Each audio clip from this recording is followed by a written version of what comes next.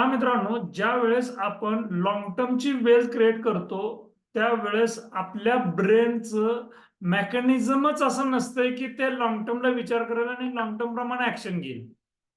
आणि याचं कारण जर पाहिलं गेलं तर तुमच्या लक्षात येईल की आपला जो ब्रेन आहे हा प्रिमिटिव्ह म्हणजेच हा जेवढा प्रगत व्हायला पाहिजे तेवढा अर्थात झालेला आहे. सोडा, माणसानं भरपूर प्रगती केलेली आहे, पण ह्याची जी पाळंमुळं आहेत ही सगळी पाळंमुळं ही आदिमानवाच्या काळातली आहेत.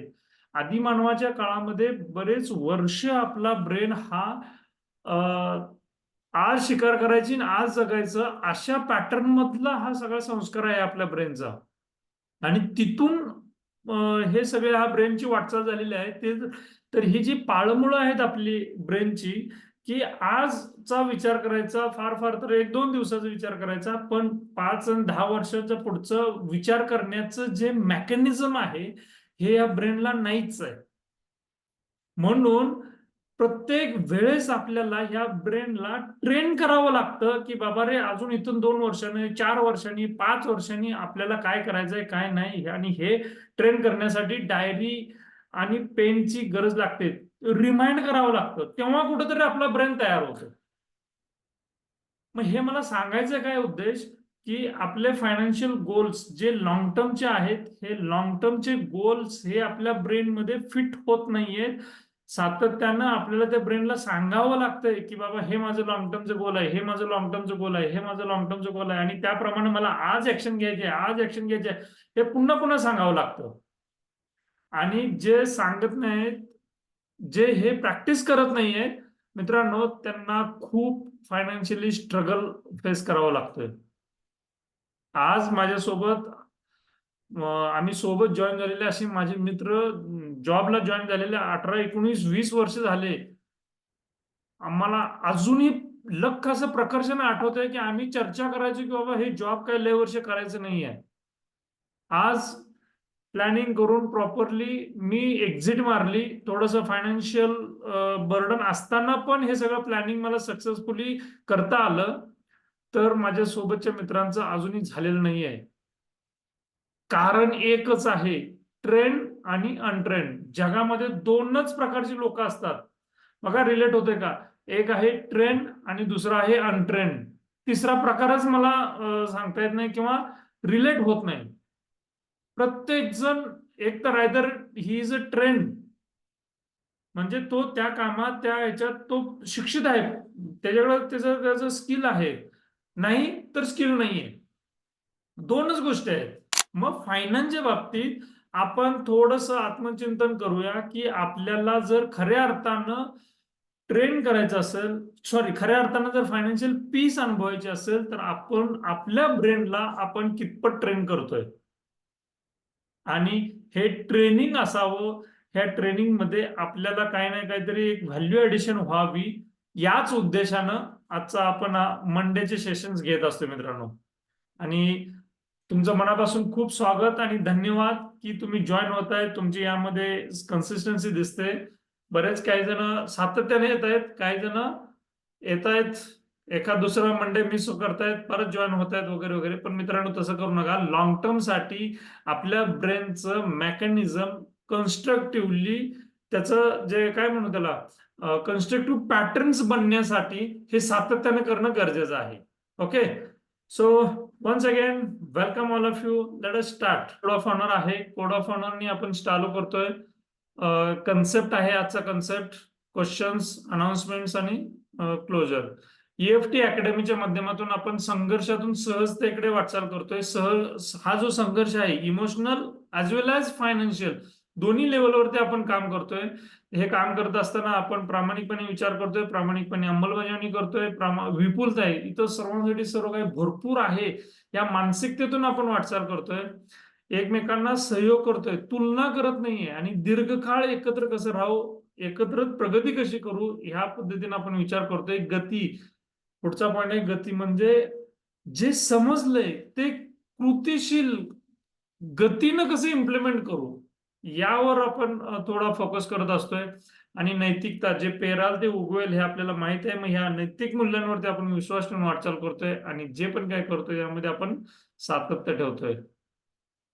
तर हा एक छोटासा रिमाइंडर आहे. मी पुन्हा पुन्हा रिमाइंडर हा सांगत राहतोय. हा रिमाइंडर असा आहे की ह्या 4 स्टेजेस असतात फायनान्शियल फ्रीडमकडे जाण्यासाठी. पहिले आहे माणूस पैशासाठी काम करतो. अनेकांना मी म्हणजे ह्या प्रत्येक सेशनला मी हे एखादा मिनिट हा सेशन ही स्लाइड एक्सप्लेन करायला घेत असतोय. थोडंसं रिव्हिजन होईल, थोडंसं हे कुठंतरी बिंबेल, कारण आजूबाजूच्या वातावरणामध्ये हे पुन्हा पुन्हा चर्चा करत नाहीत या कन्सेप्टची. तर मुद्दा काय आहे, men and money at work, माणूस आणि पैसा त्याच्यासाठी काम करतो. ही स्टेज अशी इतकी महत्वाची आहे मित्रांनो, की या स्टेजमध्ये जर आपण नाही का आपल्याला विश्वास निर्माण झाला, की माझं जे पण काही ॲस्पिरेशन आहे, माझे जे पण काही गोल्स आहेत, म्हणजे मुलांचे शिक्षण असेल, रिटायरमेंट असेल, त्यांची लग्न असतील, घर असेल, गाडी असेल, जे पण काय असेल, तर हे पूर्ण होणार आहे ह्याची जर खात्री पटली, तर मन कुठेतरी आपलं स्थिर राहतं आणि स्थिर मनच खऱ्या अर्थाने विचार करू शकतं की बाबा रे, मला पैशांसोबत माझं समाधान भेटतंय का, पैशांसोबत मी जे लाईफ जगतोय ती माझ्या एक्सपेक्टेड क्वालिटी ऑफ लाईफ ज्याला म्हणतो त्या क्वालिटी ऑफ लाईफ प्रमाणे जगतोय का. आणि तेव्हा कुठेतरी आपण अंतर्मुख व्हायला लागतो आणि आपल्याला योग्य असलेलं आवडीचं काम करायला लागतो. आणि तोपर्यंत म्हणजे असं आवडीच्या कामाबद्दल होत नाहीये की शोधायला गेलो आणि सापडलं. तर थोडस प्रयत्न केल्यानंतर आपल्याला सापडतं आणि त्यावेळेसपर्यंत आपली डिसिप्लिन असल्यामुळे पैसा हा आपल्यासाठी काम करतोय आणि पर्सन हा पॅशनेटली काम करतोय. आणि I am happy to share you, I am at this 4th stage, की पैसा हा आपल्याला म्हणजे पैसा आपल्यासाठी काम करतोय आणि मी आवडीची कामं करतोय. तर लेट अस बिगिन. तर आजचा जो काही टॉपिक आहे, तर तो टॉपिक आहे मित्रांनो, थोडस असेसमेंट करायचं आहे आपल्याला. असेसमेंटचा अर्थ काय, तर आता ही युद्धाची परिस्थिती चालू आहे. युद्धाबद्दल आपण थोडंसं घेऊ आणि नंतर आपला आजचा कोर टॉपिक घेऊ. युद्धाबद्दल मला थोडक्यात अपडेट द्यायची आहे की अशी पुन्हा संधी येत नाहीये. म्हणजे ठीक आहे, दुर्दैवानं हे सगळं जगाच्या पाठीवरती हे सगळं मोठं प्रेशर आहे, जिओपॉलिटिकल टेन्शन आहे, पण इन्कम पॉइंट ऑफ व्ह्यूनी, वेल्थ क्रिएशनच्या पॉइंट ऑफ व्ह्यूनी अशी संधी खूप कमी वेळा येते. तुम्हालाही माहित आहे, बरेच वेगवेगळ्या देशांमध्ये तणावाचे संबंध असतात, पण हे बॉम्बार्डिंग आणि मोठमोठे मिसाईल्स टाकण्यापर्यंत क्वचितच जातात. तसं हे क्वचित असलेलं हे प्रकरण आहे युद्धाचं. आणि यावेळेस अख्ख्या जगाच्या लेवलवरती हे मार्केट डाऊन झालेलं आहे. म्हणजे नॉट ओनली इंडिया, प्रत्येक इकॉनॉमी मधील हे त्यांचं तिथलं जे काही मार्केट असेल, सेन्सेक्स असेल तिथला, तर तो सगळ्यात डाऊन झालेला आहे. इव्हन सोन्याचे दरही तुम्ही पाहत असाल पडलेले आहेत, सिल्वर चांदीचेही दरही पडलेले आहेत. तर इक्विटी पण पडले, सोनं पण पडलंय, सिल्वर पण पडले. हे सगळा पैसा जातो कुठे? तुम्हाला कधी असं थोडासा उलटा आपण कधी विचार केलाय का, प्रश्न पडलाय का आपल्याला, हा पैसा जातोय तरी कुठं? म्हणजे इकडला पैसा काढला जातो. बरं, आपल्या मार्केटमधनं कसं प्रत्येक वेळेस म्हणजे रोज एखाद दुसरा टक्का डाऊन होतोय, तसं सगळं जगाच्या पातळीवरती हा पैसा हा काढला जातोय. आणि हा मित्रांनो, म्हणजे हा जो इंटेलिजंट मनी आहे ना, हा पैसा हा म्हणजे अपॉर्च्युनिटी बघत असतो. मग ह्या पैशानं अपॉर्च्युनिटी सध्या कुठं बघितलेली आहे, तर ही बघितलेली आहे त्या क्रूड ऑइलमध्ये. मग क्रूड ऑइल जे 70-80 रुपये, सॉरी $70-80 होतं बॅरल, ते जवळपास 150च्या पुढे गेलेलं आहे. तर तिथं त्या पैशानं अपॉर्च्युनिटी बघितलेली आहे, त्यामुळे इकडला सगळा पैसा हा तिकडे गेलेला आहे. मग ज्या वेळेस जिओपॉलिटिकल ही परिस्थिती स्थिर होईल, हे थोडंसं जे काही तणावाचं वातावरण आहे, आतानी आपल्याला एक न्यूज आपल्याला समजलेलं आहे की साधारण 5 एक दिवस तरी सीज फायर झालेलं आहे. अमेरिका म्हणते, ट्रम्प म्हणते की आपण आता काही बॉम्बार्डिंग वगैरे करणार नाही, डायलॉग चालू करू वगैरे वगैरे वगैरे. मग ह्या डायलॉगचा परिणाम असा झाला आहे की एक्झिस्टिंग गिफ्ट निफ्टी असेल वगैरे हे सगळं मार्केट आता वाढलेलं आहे. माझं स्टेटस पण काही लोकांनी बघितलं असेलच. तर मुद्दा काय आहे, ज्या वेळेस जिओ पॉलिटिकल हे जे काही टेन्शन कमी होईल, त्यावेळेस मार्केट वाढेल. पण हा जो जर्नी आहे ना मित्रांनो, की मार्केट डाऊन होतंय, निगेटिव्ह दिसतंय, तरी पण आपण इन्व्हेस्टमेंट करायची, हा थोडासा पेशन्सचा गेम आहे. मी तुम्हाला एक स्लाइडच्या माध्यमातून एक जर्नी सांगतो, की कशा अर्थानं आपल्याला पेशन्स राहता आलं पाहिजे, कशा अर्थानं आपल्याला पेशन्स ठेवता आलं पाहिजे. एक लाईव्ह डेटा च्या माध्यमातून सांगतो. लाईव्ह डेटाचा अर्थ ऍक्च्युअल डेटा, लाईव्ह म्हणजे ऍक्च्युअल डेटा. तर समजा बघा, ऍक्च्युअली 2000 साली तुम्हाला आठवत असेल तर बघा, बाय द वे कुठलंही क्रिसिस जे असेल जगावरती हे आलेलं, हे कुठलंही क्रिसिस असेल आणि ते इन्व्हेस्टमेंट पॉईंट ऑफ व्ह्यू ज्यावेळेस आपण विचार करतो, त्या प्रत्येक वेळेस आपल्याला असं वाटत असतंय की अगोदरच्या पेक्षा आत्ताची परिस्थिती खूप डेंजर आहे. अर्थात ही सायकोलॉजीचा भाग आहे, पण प्रत्येक वेळेस ते फेस करत असतोय का तर नवीनच काहीतरी घडलेलं असतं. त्यामुळे आपल्याला नेहमी असं वाटत असतं की अगोदरच्या पेक्षा आत्ताची परिस्थिती ही काहीतरी वेगळी दिसते. ठीक आहे. मग आता आपल्याला काय संदर्भ सांगायचा आहे की साधारण 2000च्या काळामध्ये म्हणजे 2000 साली Y2K प्रॉब्लेम होता. म्हणजे हे इयर जे चेंज होत होतं टेक्निकली, ह्याचं संकट होतं जगावरती, ह्याच्यातनं मार्ग कसा काढायचा हे कळत नव्हतं आणि ह्याच्यामुळं आयटी कंपन्या आणि सगळीकडेच ते थोडंसं प्रेशर होतं आणि तेच प्रेशर याच्यामध्ये पण रिफ्लेक्ट झालं, आपल्या शेअर मार्केटमध्ये पण रिफ्लेक्ट झालं. मग त्यावेळेची परिस्थितीचं एक एक्झाम्पल आहे की जर SIP त्यावेळेस जर चालू केली असती आणि ती समजा असं हे काय आपण इंडेक्समध्येच कन्सिडर करतोय, इंडेक्समध्ये 10,000ची SIP पर मंथ जर चालू केली तर 1 वर्षानंतर कलेक्टिव्हली टोटल इन्व्हेस्टमेंट होते 1,20,000 रुपये. आणि 1,20,000 तुम्ही पाहता इथं हा ऍक्च्युअल डेटा आहे. 1 वर्षानंतर 1,20,000 रुपये इन्व्हेस्टमेंट करून पण 99,500 रुपये शिल्लक राहिलेले आहेत. 31% मार्केट डाऊन झालेलं आहे. सेम त्या इन्व्हेस्टरनी परत दुसऱ्या वर्षी 10,000 रुपये प्रमाणे इन्व्हेस्टमेंट चालू ठेवली आणि 1 वर्ष म्हणजे 2 वर्ष पूर्ण झाल्यानंतर खिशातील रक्कम हे 2,40,000 रुपये होते. तरी सुद्धा मार्केट हे निगेटिव्हच राहते, 6% निगेटिव्ह. तिसऱ्या वर्षी परत इन्व्हेस्टमेंट कंटिन्यू राहते, परत 10,000 प्रमाणे 1,20,000 होतात, टोटल 3,60,000 रुपये होतात. टोटल इन्व्हेस्टमेंट पैकी 3,15,000 रुपये राहतात. 8-8.5%, 9% हे मार्केट डाऊन राहतं. इथं मात्र स्वाभाविक आहे, प्रत्येक इन्व्हेस्टरचा हा हे आहे की स्वाभाविक आहे की आपल्याला कंपॅरिझन येऊ शकतं. मग कुठलं कुठलं येऊ शकतं? सोन्यात, बाकीच्या असेट क्लासमध्ये सोन्यात टाकलं असतं बरं झालं असतं, रिअल इस्टेटमध्ये टाकलं असतं बरं झालं असतं, किंवा साधं FD मध्ये ठेवलं असतं तरी सुद्धा 7-8% अप्रिशिएशन झालं असतं. आणि इथं मात्र पेशन्स ढळायला लागतो. इथं मात्र ऐकत नाहीत कोणाचं, अरे जाऊ दे, किती मार्केट वाढेल वाढेल वाढेल म्हणताय, अजिबात वाढत नाही, आपण पॅनिक होतो आणि एक्झिट मारतो. इथं मात्र थांबलं पाहिजे. आणि सेम परिस्थिती आत्ताची आहे. गेले 2 वर्ष झालं मार्केट जिथं आहे तिथंच आहे. बघा काय म्हणतोय, साधारण ऑक्टोबर 2024 नंतर मार्केट डाऊन होतंय आणि आज ज्या परिस्थिती आहे तर तिथंच आहे किंवा त्यापेक्षा मायनस पण आहे या युद्धाच्या काळाच्यामुळे. पण लक्षात घ्या की ही इक्विटी आहे, लिनियर इथं काहीच नसतंय.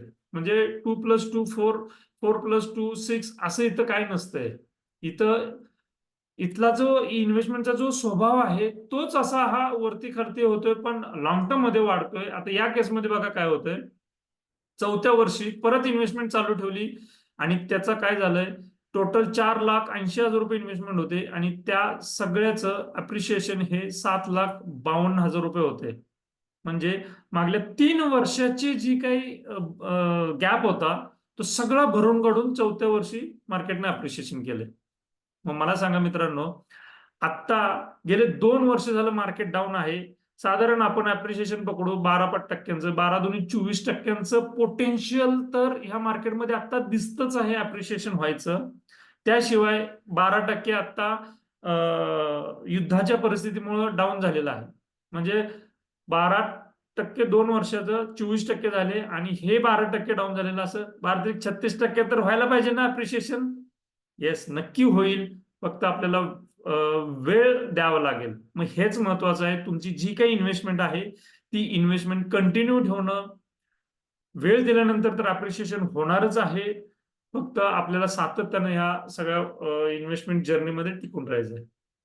बर, इथं एक आता इथून पुढे एक थोडक्यात पुढचा जर्नी सांगतो आणि एक महत्वाचा मुद्दा मला इथं सांगायचा आहे. 5व्या वर्षी काय झालं, 6 लाख टोटल इन्व्हेस्टमेंट, 6 लाखाचे 10,30,000 रुपये होतात, 21% अप्रिशिएशन. 12व्या वर्षी, सॉरी 10व्या वर्षी काय होते, आता परत 5 वर्ष फास्ट फॉरवर्ड जातोय आपण. 12 लाखाची इन्व्हेस्टमेंट, 12 लाखाचे 38 लाख, 92,000 रुपये, म्हणजे जवळपास 39 लाख रुपये होतात. सगळ्याचं अप्रिशिएशन म्हणजे डे 1 पासूनचं ऍव्हरेज रिटर्न जे 22% आहे. आणि अशाच पद्धतीनं कंटिन्युअसली इन्व्हेस्टमेंट होत राहते. इथं एक महत्वाचा मुद्दा आहे की आपली जी इन्व्हेस्टमेंट असेल त्या इन्व्हेस्टमेंटचा गोल कोणता आहे हे आपल्याला आपल्या इमेज म्हणजे आपल्या डोळ्यांसमोर ही इमेज त्याची लख समोर असली पाहिजे. तर आपल्याला निश्चितपणे त्या पैशांचा पुरेपूर वापर करता येतोय. समजा एखाद्याचं गोल जर अजून 5 वर्षानं, 6 वर्षानं, 7 वर्षानं आहे आणि आता जर मार्केट डाऊन आहे तर चिंता करायची गरजच नाहीये. आणि एखाद्याचं गोल 2 वर्षानंतर आहे तर मात्र इथं आपल्याला प्रॉपरली विचार करून निर्णय घेणं गरजेचं आहे. मग तुम्ही गोलनुसार ह्या मार्केटचा विचार करा. गोल जर लॉंग टर्म असेल तर बिनधास्त सोडून द्या, आपापली कामं करा, जे काय आपलं रुटीनचं काम चालू आहे ते व्यवस्थित आनंदानं करत राहणं गरजेचं आहे. इकडं मार्केटचं टेन्शन घ्यायची काही गरज नाहीये. हे सगळ्यात महत्वाचा पॉइंट आहे. आणि गोल जर तुम्ही मॅप केलं तुमच्या इन्व्हेस्टमेंटमध्ये तर तुम्हाला हे पण कळेल की आजच्या डेटला ही अपॉर्च्युनिटी आहे. म्हणजे गोल आता तुमची जी काही एक्झिस्टिंग इन्व्हेस्टमेंट आहे ती तुमचं गोल जर पूर्ण करत असेल इट्स ओके, नसेल तर तिथं आता जे बाईंग म्हणजेच अपॉर्च्युनिटी दिसते एनएव्ही खूप स्वस्तात भेटतात, तर हे जर आपण अक्युमुलेट केले जास्तीचे तर इथं चांगलं अप्रिशिएशन भेटेल मित्रांनो. त्यामुळे ही संधी सोडू नका. अनेक लोक आज आपल्या ह्या कॉलमध्ये असलेल्या अनेक लोकांनी पण अपॉर्च्युनिटी घेतलेली आहे. काही जणांनी अजून घेतलेलं नाही तर त्यांच्यासाठी मला सांगणं गरजेचं आहे की तुम्ही चुकवू नका ही संधी. ओके, हा होता युद्धाच्या परिस्थितीचा हा एक थोडक्यात आढावा की आपलं मार्केट हे वाढणारच आहे, कुठेतरी विश्वास ठेवा. बरं, का विश्वास ठेवा, तर सकाळपासून संध्याकाळपर्यंत आपण ज्या पण काही गोष्टी वापरतो, अगदी ब्रश उठल्या उठल्या ब्रश करतो, पेस्ट वापरतो, नंतर आंघोळीला जातो, साबण असेल, कॉस्मेटिक असेल, नंतर किचन मधले काय आयटम्स आपण कंझ्युम करतो, मोबाईल असेल, ऑफिसला जात असताना कार असेल, ट्रान्सपोर्टेशन असेल, जे पण काही सकाळी उठल्यापासून झोपेपर्यंत असं 250 पेक्षा जास्ती प्रोडक्ट्स आपण कंझ्युम करतो. तर हे सगळे प्रोडक्ट्स मॅन्युफॅक्चरिंग होतात. हे सगळे प्रोडक्ट्स त्यांच्या त्या कंपनीमध्ये ते लोक काम करतायत, तिथं काम करणाऱ्या लोकांना पगार व्यवस्थित भेटतोय. ही जी सगळी सायकल आहे ही चालू आहे, इकॉनॉमी व्यवस्थित चालू आहे. फक्त थोडासा काही सेक्टरमध्ये याचा इम्पॅक्ट राहू शकतोय, पण उर्वरित सगळीकडे व्यवस्थित चालू आहे. तर हाच एक आधार आहे की आपल्याला हे परतावा परत व्यवस्थित भेटून राहील. हाच एक महत्वाचा आधार आहे. ठीक आहे. आता काय मुद्दा माहित आहे मित्रांनो, की आता अनेकांना माझ्याकडून फोन केला असेल की बाबा ऍडिशनल इन्व्हेस्टमेंट करा वगैरे, अनेकांनी संपर्क केला, पण एक कॉमन एक अडचण आहे लोकांची की आपल्याला अपॉर्च्युनिटी दिसते पण ही ग्रॅब करता येत नाहीत का तर पैसे नाही आहेत. बघा मित्रांनो, आज युद्धाच्या परिस्थितीमुळे मार्केट डाऊन आहे आणि अपॉर्च्युनिटी आपल्याला ग्रॅब करता येत नाही, ठीक आहे. पण ही अपॉर्च्युनिटी कायम अस्तित्वात असते. कोणासाठी? जो तयार आहे, सॉरी, जो तयार आहे त्याच्यासाठी. मग आपल्याला दैनंदिन जीवनामध्ये सकाळी उठल्यापासून झोपेपर्यंत आपण आपल्या विचारांच्या लेवलवरती पैशांच्या बाबतीत आपण किती तयार राहतोय. जसं लाकूड तोड्या त्याचं लाकडं तोडण्याच्या व्यवसायामध्ये तो त्याच्या कुऱ्हाडीला जर रोजच्या रोज धार करत असेल तर त्याचा व्यवसाय किंवा त्याला चांगली लाकडं तोडून भेटणार आहे. आणि तो जर धारच करत नसेल, रोज नुसतीच अंग मेहनत करतोय, तर त्याला त्याचा फायदा नाही होणार. मग आपण पैसे कमवण्यासाठी घरातून बाहेर पडतोय आणि पैसा म्हणजे काय, पैशांबद्दल आपण काय विचार केला पाहिजे, हेच जर आपण विचार करत नसू तर मित्रांनो मला सांगा त्याचा बेनिफिट होईल का आपल्याला. मग अपॉर्च्युनिटी दिसत्या, ग्रॅब करता येत नाहीत. तर म्हणूनच आज एक थोडासा मी तुम्हाला सर्वे करायचंय. म्हणजे मी काहीतरी क्वेश्चन्स घेऊन आलोय तुमच्याकडं, त्या क्वेश्चनची तुम्ही उत्तर द्यायचे आहेत. मनी ऍक्शन असेसमेंट असं मी त्या फॉर्मला नाव देतोय. Okay, are you there all of you? Money actions.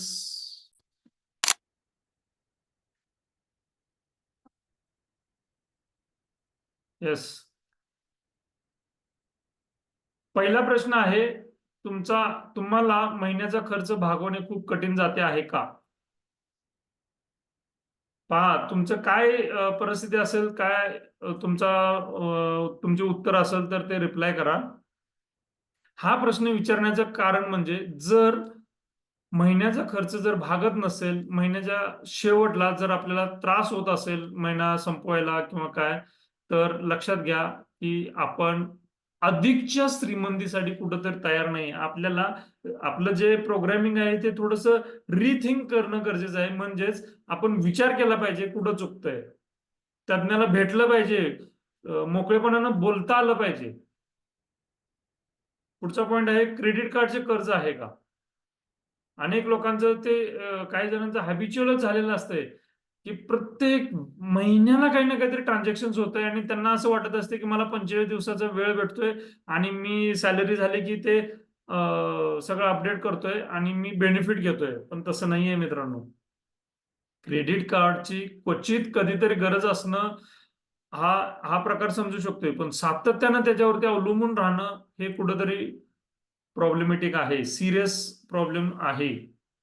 पुढचा आहे शैक्षणिक लोन आहे जे खूप दिवस झाले फिटत नाही. आता मोस्टली आपल्या कॉलमध्ये बरेच लोक सिनियर आहेत, बरेच वर्ष हे जॉब वगैरे करतायत, त्यांना हा कदाचित प्रश्न लागू होत नाही. ज्यांना लागू होतोय त्यांनी त्याचं आन्सर द्या. पुढचा आहे रिटायरमेंट प्लॅनिंग केलं नाहीये. पहा, रिटायरमेंट प्लॅनिंग बद्दल आपल्या देशामध्ये आजूबाजूला तेवढं असं फारसं पॉझिटिव्ह वातावरण नाहीये.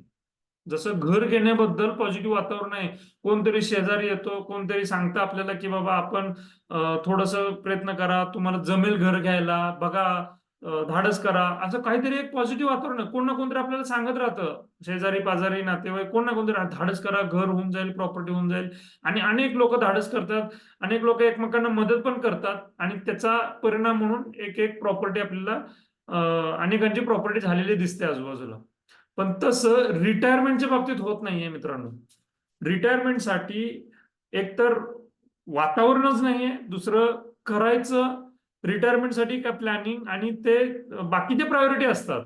घर आली, कार आली, नंतर लग्न आलं, शिक्षण आलं, मग त्यात रिटायरमेंटचं दुर्लक्ष होऊन जातं. आणि अगोदरच मी म्हटल्याप्रमाणे आपलं ब्रेन आहे हे ब्रेन लॉंग टर्म मध्ये विचार करतं, शॉर्ट टर्म मध्ये शॉर्ट टर्म मध्ये विचार करतं, लॉंग टर्म मध्ये करतच नाही. मग रिटायरमेंट हे तर खूप लॉंग टर्मचं आहे, कशाला विचार कराल आता?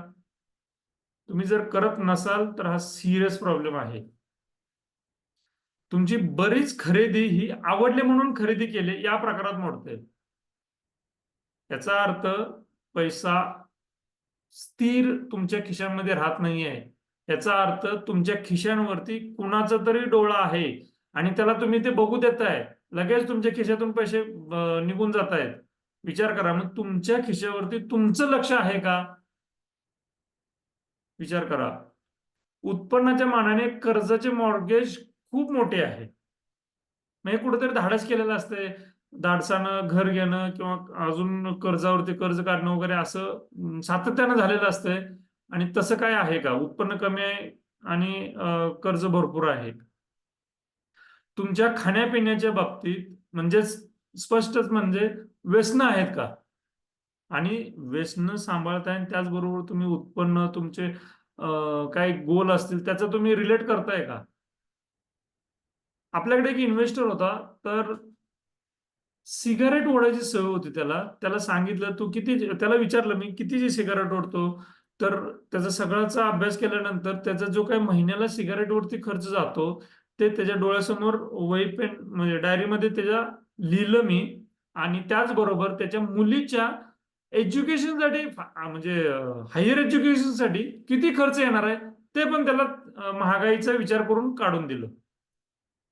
त्याच्या लक्षात आलं की जेवढं सिगारेटवरती खर्च करतोय तो महिन्याला, तेवढ्याच खर्चात त्याच्या त्या लहान मुलीच्या हायर एज्युकेशनची तरतूद त्याच्यामध्ये होत राहते, होत होती, पण हा करत नव्हता. मग याचा अर्थ काय, तर मुलीचं हायर एज्युकेशन तो सिगारेटच्या माध्यमातून तो वाया घालवत होता. हा हे उदाहरण त्याला दिल्यानंतर त्यानं लगेच धाडस केलं आणि म्युच्युअल फंड मध्ये इन्व्हेस्टमेंट करायला सुरुवात केली. मग तसं तुम्ही व्यसन किती करताय किंवा होतात का आणि किती पैसे जातात हे आकडे समोर येऊ देत. आकडे जर समोर असतील तर कुठेतरी आपण योग्य निर्णय घ्यायला सुरुवात करतो. आकडेच जर नाही झाले तर आपल्या ब्रेनला शक्यतो कळत नाही आणि आपल्याकडून चालढकल होऊन जाते. बरं, तुमच्या जोडीदारासोबत पैशांवरून वाद होतात का? बघा, पैसा अशी एनर्जी आहे की आपल्या घरात सुख आणि समाधान आलं पाहिजे, आणि ते पैसा आल्यानंतर जर आपल्याला घरातील वातावरण तणावाचं राहत असेल तर ती एनर्जी, तो पैसा जाण्यासाठी अनेक मार्ग तयार होत राहतात. मग ती राहिली पाहिजे याचा अर्थ तुम्हाला परत नात्यांवरती फोकस करावं लागेल. मग जी काही पर्सनल रिलेशनशिप, जी नाते आहेत घरातील, रक्ताची नाते, त्या सगळ्या नात्यांवरती प्रायोरिटी देऊन ते ठीकठाक करणं गरजेचं आहे.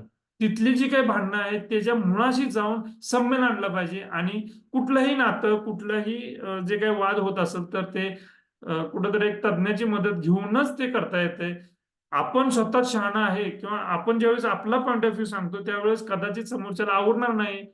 आपल्याला तो अतिशहाणा समजत असेल, व्हॉटएव्हर काही होऊ शकतं. आपण हे भांडणं सोडवायसाठी थर्ड पर्सनची मदत घेऊन, तज्ञाची मदत घेऊनच त्याच्यावरती मार्ग काढला पाहिजे. तर कुठेतरी ते पैशावरून वाद होणारे थांबतील आणि तो पैसा आपल्या घरात टिकल. तुमच्या आर्थिक भविष्याबद्दल तुम्हाला काळजी वाटते. आता हे बघा, आपल्या हातात एक साधं उदाहरण घ्या. आपल्या हातात एक हे आहे, छोटासा दगड आहे किंवा एक ग्लासभर पाणी घेतलेलं आहे. मग ग्लासभर पाणी घेऊन आपण हात असाच पकडला तर पहिले 1-2 मिनिट काय वाटणार नाही. पण जसं आपण हा हात तसाच कंटिन्यू ठेवला, 2 मिनिटं, 5 मिनिटं, 10 मिनिटं, 12 मिनिटं, 15-16 मिनिटांपर्यंत नाही आपण सस्टेन करू शकत. आपला हात दुखायला लागतो, आपला हात कंटाळतो, आपलं तेवढं ते स्ट्रेंथ राहणार नाही. मग विचार करा, आपल्या मनावरती जर सातत्यानं पैशांबद्दल, भविष्याबद्दल जर काळजी वाटत असेल तर आपलं पोटेन्शियल म्हणजेच दैनंदिन जीवनामध्ये आपण ज्यावेळेस काम करतो ते तेवढं इफेक्टिव्हली आपण करू का? बर, पैशांच्या बद्दलची काळजी वाटते ना, तर तज्ञ भरपूर आहेत आजूबाजूला की ज्यांनी स्वतःच्या मेहनतीवरती, स्वतःच्या कष्टावरती असलेल्या, समोर असलेल्या परिस्थितीवरती मार्ग काढलेले आहेत. आणि अशी मदत करणारे तज्ञ तर भरपूर आहेत. जेन्युनली मदत करणारे तज्ञ भरपूर. आपण त्यांच्याकडे अप्रोच होतोय का, की नुसतीच ती काळजी घेऊन जगतोय? हा पण एक पॉइंट आहे विचार करण्यासारखा. सध्याच्या आर्थिक परिस्थितीतून मार्ग काढणे अवघड वाटते आहे. येस, तो ह्या वरील प्रश्नाचाच उपप्रश्न म्हणावा लागेल, की परिस्थिती कशी जर असेल, आज विचार करा आपल्या देशामध्ये पॉप्युलेशन ही प्रचंड आहे. मग याच पॉप्युलेशनला आपण दृष्टिकोन ठेवला पाहिजे की ही पॉप्युलेशन म्हणजे अपॉर्च्युनिटी आहे. तुम्ही जर आजूबाजूच्या म्हणजे बाहेरच्या देशातील जर पाहिलं, तुमच्या लक्षात येईल की पब्लिक स्टॉपवरती म्हणजे पब्लिक ट्रान्सपोर्टच्या त्या स्टॉपवरती क्वचितच एखादा पर्सन किंवा एखादा पॅसेंजर भेटत असतोय. इथं मात्र तसं नाही. तुम्ही कुठेही जावा, रेल्वे स्टेशन जावा, एअरपोर्ट जावा, बस स्टँड जावा, साध्या एखाद्या चौकात जावा, कुठेही जा, पब्लिकच पब्लिक आहे. म्हणजे जेवढी माणसं आहेत तेवढ्या ऑपॉर्च्युनिटी आहेत आपल्याला. आपण तसं पाहतोय का? तेवढं स्किल, तेवढा अप्रोचने आपण त्या पद्धतीने विचार करतोय का?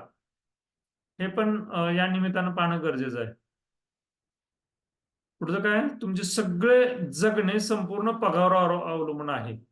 पहा मित्रांनो, हा खूप क्रिटिकल प्रश्न आहे. जर पॅसिव्ह इन्कम आपल्याला क्रिएट करता येत नसेल तर जी काही नोकरी आहे त्या नोकरीच्या आधारे तुम्हाला जर वाटत असेल की सगळं ध्येय पूर्ण होते, तर तसं नाहीये. तुम्ही झोपलेला असताना सुद्धा पैसा तुमच्यासाठी काम करता आला पाहिजे. तो पॅसिव्हली म्हणजेच तो तुमच्यासाठी काम करता आला पाहिजे. हे याच्यासाठी तुम्हाला जाणीवपूर्वक पावलं उचलावं लागतील. आणि असं जर तुमची मानसिकता असेल तर हा धोक्याचा इशारा राहू शकतो तुमच्यासाठी. सध्याच्या सध्याचा खर्च, उदाहरणार्थ आता सध्या चालू असलेल्या मुलांचं शिक्षणाचा खर्च असेल, घरात कोणतरी आजारपण आहे, त्याच्यासाठी दवाखान्याचा खर्च जातो आणि हे आत्ताच ओव्हरलोड होतंय आणि त्यामुळं इन्व्हेस्टमेंट असेल किंवा आता सध्याची मार्केटची परिस्थिती आहे, ते अपॉर्च्युनिटी असेल, हे ग्रॅब करता येत नाही. अशी मानसिकता जर असेल तुमची, तर मित्रांनो लक्षात घ्या, प्रत्येक समस्येसोबत अपॉर्च्युनिटी असते. प्रत्येक समस्येसोबत. माझ्या आयुष्यात अशीच परिस्थिती आली होती. भरपूर पैसे खर्च होत होते आणि नेमकं त्याच वेळेस मला नवीन बिझनेस करता आले, ते सुचले. त्यासाठी अनेकांनी मदत पण केली आणि त्या बिझनेसच्या माध्यमातून मला त्या ॲडिशनल जो काही खर्च माझ्या आयुष्यात वाढला होता त्या पिरियडमध्ये त्या बिझनेसने मला सपोर्ट केला मित्रांनो. मग ती जर कठीण आर्थिक परिस्थिती माझ्या आयुष्यात आलीच नसती, तर तो मी बिझनेस धाडसाने केलाच नसता. मग तसंच आहे, की फक्त चर्चा करून मार्ग काढून आपल्याला त्या परिस्थितीवरती मार्ग काढता येतो, हेच मला ह्यातनं सांगायचंय. पुढचं आहे, की तुम्ही आजपर्यंत बचत करू शकला नाही. हा तुमचा प्रॉब्लेम आहे का? असेल तर नक्की तुमच्यासाठी ही ॲक्शन आहे, की ताबडतोब आत्तापासून बचत करणं गरजेचं आहे. पुढचा प्रश्न आहे, पर्सनल फायनान्स शिकण्याचा प्रयत्न करत नाहीत किंवा तुम्हाला त्याचे फारसे महत्त्व वाटत नाही. ही मात्र समस्या अनेकांची आहे. अरे काय आहे, माझं मी इन्व्हेस्टमेंट करतोय, माझं मी अ, अ, नाही का इन्शुरन्स घेतलाय वगैरे असं आहे आणि आता मला काही ते शिकायची गरज नाही. असं नाहीये. मी परत सांगतो, की पैसा ही अशी गोष्ट आहे, की त्याचे अनेक पैलू असतात. मोस्टली 90% हे पैलू इमोशनलच असतात आणि कितीतरी त्याचे सब टॉपिक तयार होत राहतात. तर हे सातत्यानं शिकत राहणं गरजेचं आहे. तर कुठेतरी तो पैसा, ती एनर्जी ते आपल्यासोबत राहील. त्यामुळं हे पर्सनल फायनान्स हे शिकणं गरजेचं आहे. टॅक्सच्या बाबतीत सतत मागे असता. काही जण तर ना माझा टॅक्स म्हणजे मला टॅक्सच द्यायचं नाही. अशाच मानसिकतेनं पुढे सरकत असतात. मित्रांनो तसं नाही. तुम्हाला जर टॅक्स द्यायचंच नाही आणि श्रीमंतीसाठी तुम्ही रोज प्रयत्न करताय, तर इथंच बघा ना मनामध्ये कन्फ्लिक्ट निर्माण होतंय. मनामध्ये द्वंद्व तयार होतंय. म्हणजे एका बाजूला श्रीमंतीसाठी धडपडतोय आणि दुसऱ्या बाजूला अशी मानसिकता तयार होते, की बाबा मला आता टॅक्स नाही द्यायचा. म्हणजे श्रीमंत नाही व्हायचं. असं कसं होईल? सो विचार करा मित्रांनो, की कशी मानसिकता असायला पाहिजे पैसे असल्यानंतर. म्हणजे पैसे मिळवायसाठी कसे असायला पाहिजे. मग टॅक्सच्या बाबतीत आपले विचार कसे आहेत ते पण तुम्ही रिव्हिजिट करा. तुम्ही पर्सनल फायनान्स बाबत सल्ला विचारत नाहीये. येस, हा ऑलरेडी एक टॉपिक कव्हर केलेला म्हणजे प्रश्न कव्हर केलेलाच आहे. तर पर्सनल फायनान्स आपल्याला आपलं जे काही पैसे इन्व्हेस्टमेंट, गुंतवणूक काय करतोय त्याबद्दल आपल्याला प्रश्न पडले पाहिजेत. तरच आपण विचारू शकतोय समोरच्याला. तर प्रश्न पडले पाहिजेत, विचार केला पाहिजे. पैशाबाबत तुम्ही सहज चर्चा करणे तुम्हाला नको वाटतंय. अनेक लोकांना बाकीचं सगळं बोलतील, सगळ्या गप्पा मारतील, पण पैशांबद्दल मात्र टाळाटाळ करतील. याचा अर्थ ती व्यक्ती प्रचंड आर्थिक तणावात आहे. मग तुमच्या बाबतीत काय रिलेट होतंय का तसं? खर्च केल्यानंतर तुम्हाला त्याचा पश्चाताप होतो. असतात काही काही निर्णय आपले, की घेतो आपण डिसिजन आणि नंतर आपल्याला त्याचा पश्चाताप होतो. तसं होत असेल तर ते पुढच्या वेळेस आपल्याला तो निर्णय घ्यायचा नाहीये. तुमच्या जोडीदाराने खर्च केलेला तुम्हाला पटत नाही. होतं असं काय, की बऱ्याच वेळेला सहमत होत नाही आपण आणि तो खर्च केला जातो आणि पटत नाही. तू मी होतं. तर अशा वेळी स्पष्ट त्या फायनान्सच्या तज्ञाकडे जायचं. सोनाराने कान टोचलेलं दुखत नाही म्हणतात. तर तिथं जाऊन आपण समजून घ्यायचं, की जो काही खर्च झालाय तो योग्य आहे की अयोग्य आहे, बरोबर आहे, चुकीचं आहे. त्याच्याबद्दल तिथं टेक्निकली तज्ञाच्या मार्गदर्शनाखाली जर चर्चा केली, तर हा प्रॉब्लेम पुन्हा येणार नाही. तुमचा पगार कमी असल्याने तुम्हाला खूप वाईट वाटतंय. सगळ्यात शेवटचा आणि अतिशय महत्त्वाचा प्रश्न म्हणजे, की बाबा माझा पगार कमी आहे, मला खूप वाईट वाटतं. मित्रांनो तसं नाहीये. हे स्किल डेव्हलपमेंटसाठी संधी म्हणून तुम्ही पाहता आलं पाहिजे अशा वेळेला. तुम्ही स्किल डेव्हलपमेंट जर करत असाल, स्वतःवरती मेहनत घेत असाल, तरच खऱ्या अर्थानं हा पैसा वाढतोय. कारण तुमचं उत्पन्न माझे अगोदरचे पण व्हिडिओ पहा. तुमचं उत्पन्न म्हणजे तुम्ही दिलेला वेळ, तुम्ही दिलेले श्रम याचं मिळून उत्पन्न होतं. हे वरवरची डेफिनेशन आहे, पण खऱ्या अर्थानं तुम्ही दिलेला वेळ, त्याचबरोबर तुम्ही केलेले कष्ट, त्याचबरोबर तुम्ही किती प्रमाणात व्हॅल्यू म्हणजे ते काम कसं परिणामकारक होईल ह्याच्यासाठी किती कष्ट घेताय, म्हणजे इंटेन्शन तुमचं व्हॅल्यू ऍड करणं, म्हणजेच तुम्ही त्या कामामध्ये किती अजून सुखकर चांगल्या पद्धतीने कसं करता येईल हे सातत्याने ज्यावेळेस विचार करताय ना, त्यावेळेस तुमची इन्कम लेवल वाढलेली असेल. मग तसं आपण करतोय का? सो ह्या सगळ्या गोष्टीचा विचार करणं गरजेचं आहे. हे थोडस ऑडिट म्हणून आपण समजून घेऊ. आतापर्यंत तुम्ही हा फॉर्म ओपन केला असेल, हे तुम्ही मननचिंतन करा. हा फॉर्म व्हॉट आय कॉल्ड की हे ऑडिट म्हणून तुम्ही तुमचं पर्सनल फायनान्सच्या बाबतीत तुमचे विचार काय व्हाल हे थोडस चेक करा. कुठं मदत लागली तर नक्की कनेक्ट करा मला. ओके, सो आय होप हे थोडस पर्सनल ऑडिट यासाठी तुम्ही रिलेट झालात. हे प्रश्न तुम्हाला रिलेट होत आहेत, विचार करायला भाग पडतायत असं वाटतंय. तुमचा काय अभिप्राय तो मला सांगा, आणि या रिलेटेड काय प्रश्न असेल तर नक्की मला विचारा.